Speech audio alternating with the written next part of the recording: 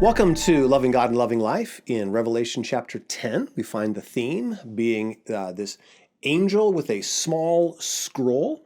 And in this message, we find a new interesting little twist here. I'm going to read to you the 6th verse. He swore an oath in the name of the one who lives forever and ever. Again, all the different variety of ways that God is described in Revelation, which is why, again, I call it the worship book.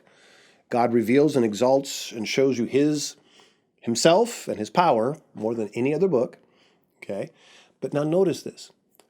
Him who created heavens and everything in them, the earth and everything in it, and the sea and everything in it.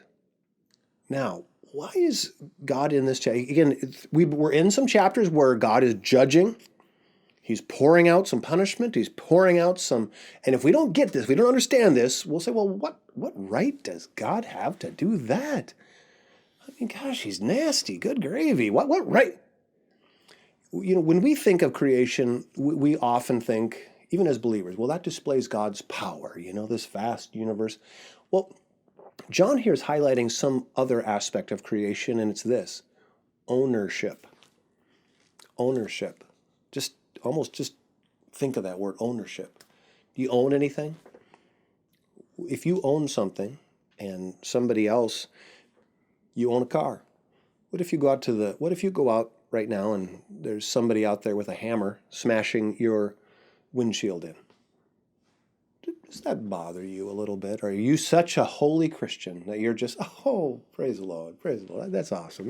Here, give me the hand. No. Friends, this is revealed. We got to see this.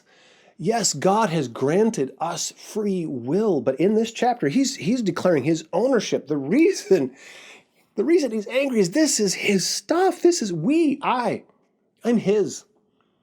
Paul has said this: in him we live and move and have our being. Yes, he has granted us utter freedom and free will. He's given us an amazing world and ultimately in eternity a universe to express that free will in. He's created, again, little mini versions of himself. We're not God by any stretch, but we're created in his image. You get that, to be free and to love life and live large. But if we use that freedom selfishly, and we end up, if you live selfishly, we don't see it, but we end up smashing other people's windows. We don't even know we're doing it. But we end up that way.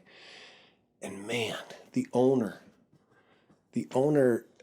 it's just so helpful. Remember this. God really does. When we say he created it all, he owns it all. He takes it personally. It's still him. It's still his. It's not just his stuff. It came out of him. In a very real sense, it's still him.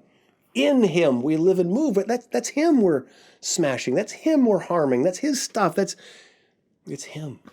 And we need to see that. He is the owner, yes, of me.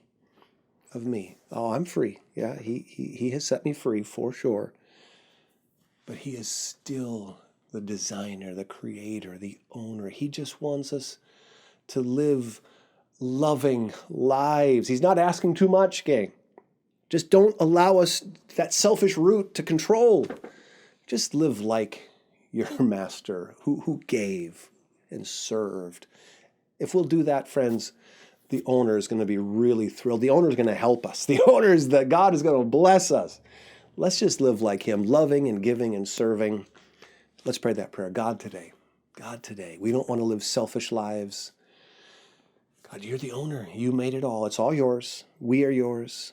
God, we want to live like you live, like Jesus lived, a life of sacrifice, a life of love. God, today, send us one person today to share your love with.